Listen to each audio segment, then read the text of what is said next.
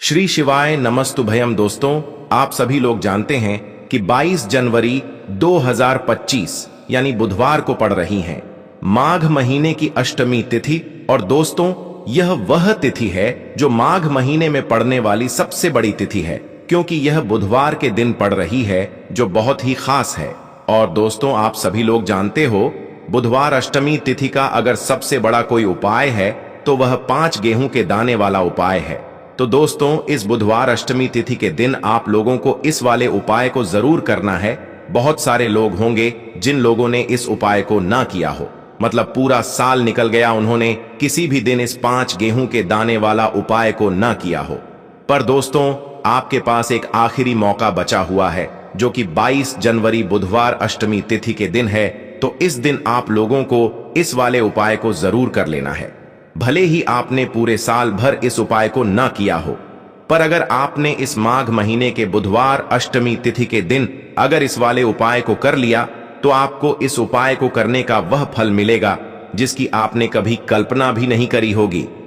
इसीलिए आप लोग इस वाले उपाय को एक बार जरूर कर लेना, ताकि आप लोगों के हाथ से यह मौका ना जा सके और आपको इस उपाय को करने का फल मिल सके।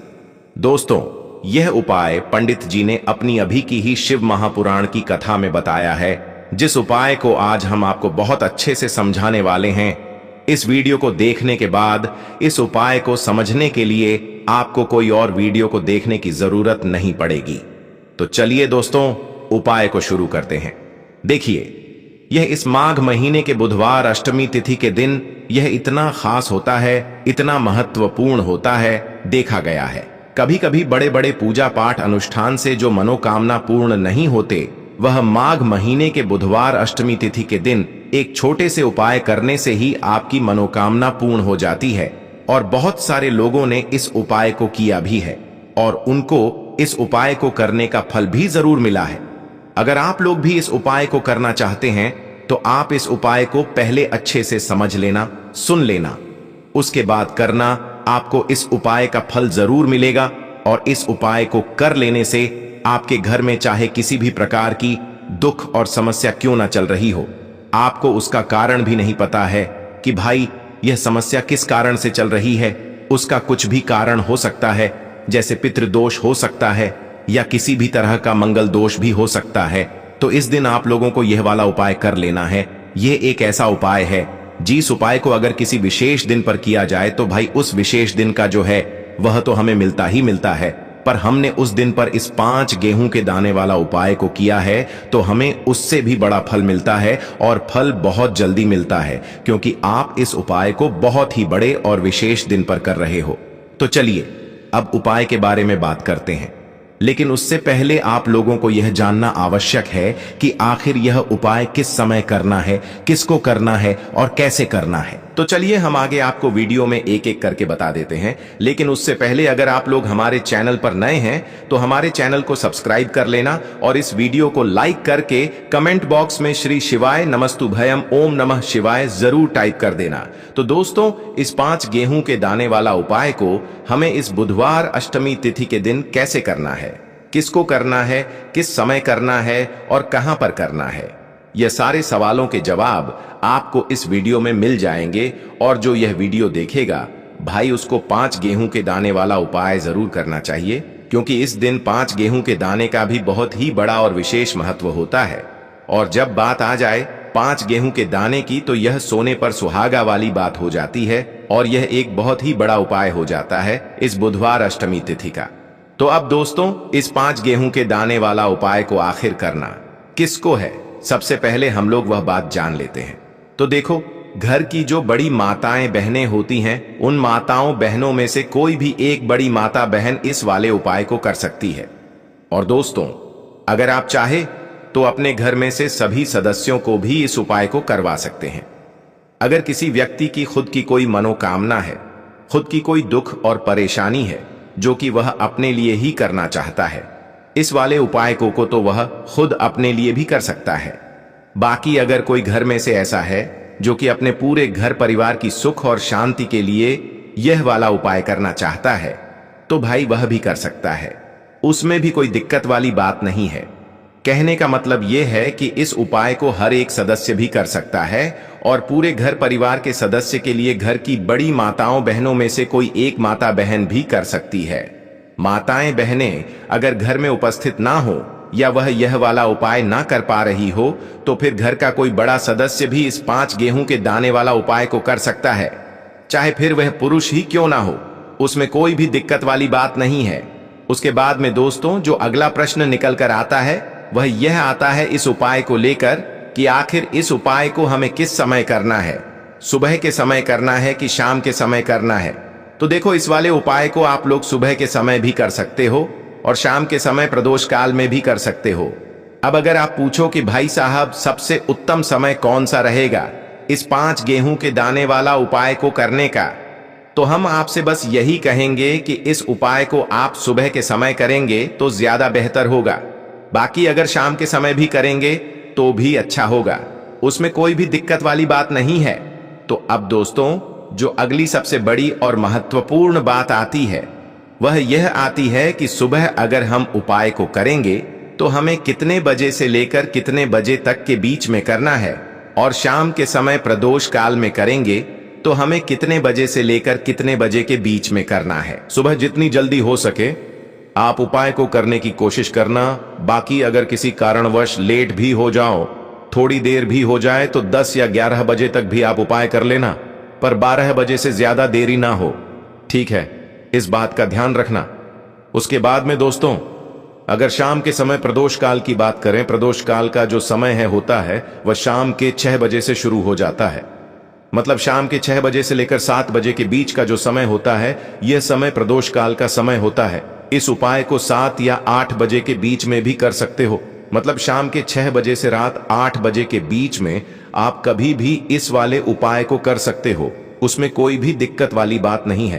परंतु बुधवार अष्टमी तिथि के दिन कोशिश करना कि समय के अंतर्गत ही कर लो। किसी कारणवश ना कर पाओ तो थोड़ा देरी से भी कर सकते हो आपको उपाय का फल जरूर मिलेगा। देखिए, गुरुदेव ने बताया है कि जो प्रत्येक महीने अष्टमी की तिथि आती है वह हमारे जीवन से सारे संकटों को दूर करने के लिए बहुत ही खास होती है। तो देखिए, आज के इस पूरे वीडियो में हम आपको गुरुदेव द्वारा बताए गए 2 से 3 बहुत ही चमत्कारी उपाय बताने वाले हैं। यह तीनों ही उपाय आपके जीवन के सारे संकट और समस्याओं को समाप्त करने वाले हैं। तो चलिए दोस्तों, जान लेते हैं गुरुदेव द्वारा बताए गए सबसे पहले चमत्कारिक और विशेष उपाय के बारे में। तो देखिए दोस्तों, इस उपाय को करने के लिए सबसे पहले तो आपको मात्र 5 गेहूं के दाने लेने होंगे और इसी के साथ में आपको 1 लोटा जल लेना है। देखिए, जल जो है आपको तांबे के पात्र के अंदर लेना है और विशेषकर यह जो जल है आपको अपने घर से ही लेना है। अब देखिए दोस्तों, इसी के साथ में आपको जो आपने 1 लोटा जल लिया है इसमें आपको मात्र 1 गुड़ का टुकड़ा भी मिलाना है। पूज्य गुरुदेव ने बताया है कि जब भी हम यह गुड़ का टुकड़ा इस पात्र के अंदर डालते हैं तो यह हमारे जीवन के कई प्रकार के दोषों को समाप्त करने के लिए होता है। देखिए, यह जो जल है हमारे जीवन से वास्तु दोष, काल सर्प दोष और पितृ दोष को समाप्त करने वाला है। तो इसीलिए आपको मात्र 1 गुड़ का टुकड़ा भी इस जल में मिलाना है। अब देखिए दोस्तों, मात्र इन सभी सामग्रियों को सीधे लेकर के आपको पहुंचना है। भगवान शिव के मंदिर में केवल आपको एक विशेष बात का ध्यान रखना है कि आपने जो 5 गेहूं के दाने लिए हैं यह कहीं से भी टूटे हुए खंडित नहीं होने चाहिए। इस बात का आपको विशेष कर ध्यान रखना है। देखिए, शिव मंदिर पहुंचने के बाद सबसे पहले तो आपको अपना मुख उत्तर दिशा में कर लेना है तथा दक्षिण दिशा में आपको बैठ जाना है। लेकिन शिव मंदिर में यदि भीड़ अधिक है तो फिर आप किसी भी दिशा में बैठकर इस उपाय को कर सकते हैं। देखिए, इस उपाय को करने के लिए सबसे पहले तो आपको एक कार्य करना है। आपके पास जो 5 गेहूं के दाने हैं इन्हें आपको अपने हाथ में लेना है और आपने जो यह गुड़ से युक्त जल तैयार किया था यह जल आपको इन गेहूं के दाने पर डालना है। यानी कि आपको यह जो गेहूं के दाने ही शिवलिंग पर गीले करके ही अर्पित करने हैं, क्योंकि सूखी चीजें हम कभी भी शिवलिंग पर अर्पित नहीं करते हैं। अब देखिए दोस्तों, आपको एक कार्य करना है। आपके पास 5 गेहूं के दाने हैं तो इनमें से आपको 4 गेहूं के दाने अलग कर लेने हैं और ये जो 4 गेहूं के दाने हैं इन्हें आपको एक साथ शिवलिंग पर जहां श्री गणेश जी का स्थान होता है, यानी कि शिवलिंग के सीधी तरफ जहां पर गणेश जी विराजमान होते हैं, वहां पर आपको 4 गेहूं के दाने अर्पित कर देने हैं और आपको श्री गणेशाय नमः या फिर ओम गण गणपते नम इस मंत्र का कम से कम 11 बार जाप कर लेना है। देखिए, आपको 4 गेहूं के दाने शिवलिंग के सीधी तरफ अर्पित कर देने हैं। अब इसके बाद आपके पास जो अंतिम गेहूं का दाना बचा हुआ था, 5वां गेहूं का दाना, इससे आपको जो आपके पास जल का पात्र है उसमें डाल देना है और यह जो जल है इसे आपको धीरे धीरे भगवान शिव के शिवलिंग पर ही अर्पित कर देना होगा। श्री शिवाय नमस्तुभयम इस मंत्र का लगातार जाप करते हुए गुरु जी ने बताया है। यह जल आपको इतने धीरे धीरे अर्पित करना है कि आप जल समर्पित करते हुए कम से कम 11 बार श्री शिवाय नमस्तुभयम इस मंत्र का जाप अवश्य कर सकें। अब आपको शिवलिंग के सामने बैठकर थोड़ी सी देर मंगलेश्वर महादेव का स्मरण कर लेना है। क्योंकि विशेषक यह चतुर्थी मंगलवार के दिन पड़ी है, इसीलिए आपको मंगलेश्वर महादेव का स्मरण करना है। अब आपको आपके जीवन में जो भी असफलताएं चल रही हैं, उन्हें दूर करने की प्रार्थना कर लेनी है। व्यापार में अगर आपको सफलता नहीं मिल पा रही है, आपका बच्चा पढ़ाई लिखाई नहीं कर पाता है या फिर आपके विवाह में विलंब हो रहा है, तो जिस भी प्रकार की आपकी समस्या है उसे आपको महादेव के समक्ष रख देना है। गुरुदेव ने बताया है, जो भी व्यक्ति यह उपाय इस प्रकार से कर लेता है तो उसके जीवन की जो सारी परेशानियां हैं वह धीरे धीरे करके समाप्त होने लगती हैं। चलिए दोस्तों, अब हम जान लेते हैं गुरुदेव द्वारा बताए गए दूसरे खास उपाय के बारे में। देखिए, यह जो उपाय हैं आपके जीवन में चल रही कर्ज की समस्या को समाप्त करने के लिए है। देखिए, पूज्य गुरुदेव कहते हैं कि कई बार हम कर्ज तो ले लेते हैं, लेकिन उससे उतारते समय हमें कई प्रकार की कठिनाइयों का सामना करना पड़ता है और जब हमारा यह कर्ज नहीं उतरता है तो हमारे दिमाग में केवल एक ही बात रहती है कि एक बार यह कर्ज उतर जाए उसके बाद मैं जीवन में कभी भी कर्ज नहीं लूंगा। तो विशेषकर जीवन से कर्ज से जुड़ी हुई समस्या को समाप्त करने के लिए आपको यह चमत्कारी उपाय करना है। देखिए, इस उपाय को करने के लिए सबसे पहले तो आपको मात्र 1 लौटा शुद्ध जल लेना हो, तांबे के पात्र के अंदर अपने ही घर से। इसी के साथ में आपको मात्र 1 गुड़ का टुकड़ा भी लेना होगा। गुड़ का टुकड़ा आपको मात्र छोटा सा ही लेना है और सबसे आखिर में आपको मात्र मसूर की दाल लेनी होगी। यदि आप चाहे तो मसूर की दाल 11 भी ले सकते हैं या फिर 21, 41, 41, 41 या फिर 108। जितनी भी आपके पास मसूर की दाल उपलब्ध है उतनी मात्रा में आप मसूर की दाल ले सकते हैं। अब मात्र यह जो तीनों ही सामग्रियां हैं इन्हें सीधे लेकर के आपको पहुंचना है। भगवान शिव के मंदिर में पूज्य गुरुदेव ने बताया है कि यह उपाय आप चाहे तो शाम के समय में भी कर सकते हैं। शाम को प्रदोष काल के समय में यदि आप यह उपाय करते हैं तो आपके लिए सर्वोत्तम होता है। प्रदोष काल के समय यदि आप यह उपाय नहीं कर सकते हैं तो फिर आप यह उपाय सुबह से लेकर के शाम तक किसी भी समय में कर सकते हैं। देखिए, मंदिर पहुंचने के बाद सबसे पहले तो आपके पास जो गुड़ का टुकड़ा है इसे आपको उस जल के पात्र के अंदर डाल लेना है और यह जो जल है इसे आपको भगवान शिव की शिवलिंग पर धीरे धीरे अर्पित कर देना है। श्री शिवाय हम इस मंत्र का लगातार जाप करते हुए और आण मुक्तेश्वर महादेव का स्मरण करते हुए। अब देखिए, आप जो मसूर की दाल लेकर के गए थे इन्हें आपको एक एक करके शिवलिंग पर अर्पित करना है। आपको एक मसूर की दाल शिवलिंग पर अर्पित करनी है, फिर आपको आरण मुक्तेश्वर महादेव का स्मरण करना है, फिर दूसरी मसूर की दाल आपको शिवलिंग पर अर्पित करनी है, फिर आपको आरण मुक्तेश्वर महादेव का स्मरण करना है। गुरु जी ने बताया है कि चाहे आप 11, 20, 51 जितनी भी आप मसूर की दाल लेकर के आए हैं उतनी ही बार आपको आर्ण मुक्ति महादेव का स्मरण करना है और एक एक मसूर की दाल आपको शिवलिंग पर अर्पित कर देनी है।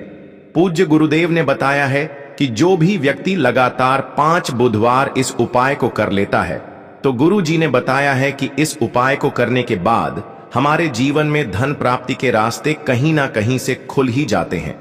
तो इस प्रकार से आप कर्ज मुक्ति के लिए दूसरा उपाय कर सकते हैं।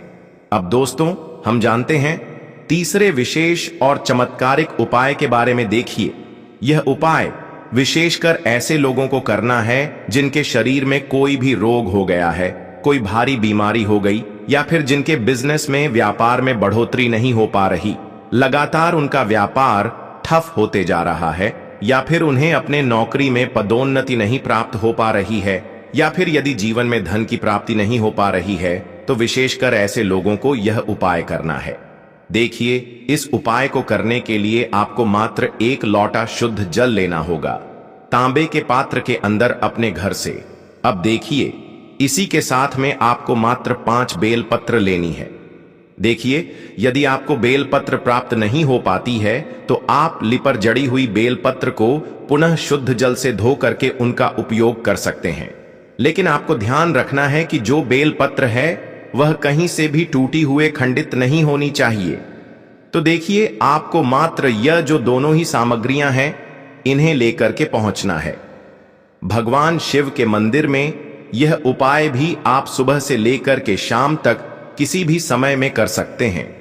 देखिए दोस्तों, मंदिर पहुंचने के बाद सबसे पहले तो आपके पास जो 5 बेलपत्र हैं, इन 5 ही बेलपत्र की डंडी को आपको पकड़ करके और शिवलिंग पर जहां श्री गणेश जी का स्थान होता है वहां पर आपको यह बलपत्रियां स्पर्श करवा, आपको यह बलपत्रियां रखनी नहीं है, केवल आपको टच करवानी है।